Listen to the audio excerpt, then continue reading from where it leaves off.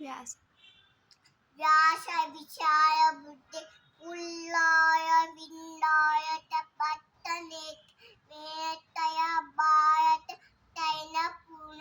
त्वज्जालितो ध्यानमय पदीपव प्रसन्न पारिजाताय तोट वैतंकपाने ध्यानं बुद्धाय किताय गीतामूर्त दुर्वे नमवा वसुते वसुतं देवं पंचचारुणं भद्रं देवकी पैवार्मन्तं कृष्णं वन्दे जगद्गुरुं विघ्नदौलतता जयदत्ता जला कान्ताय नीलोपरा शल्यगालवती रूपेण वै आङ्गेया फुला आश्चर्यतामैकल्य गोयमकल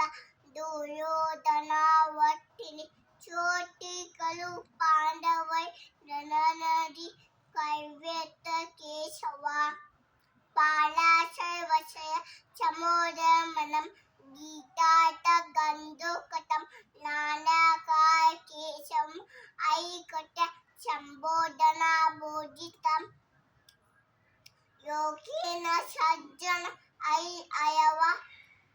पेपिन मानमुदा बोयात बायत पज्जोषि नातेशे मूकं करोति वाचायं कंगयंगय देव्यं यकोपा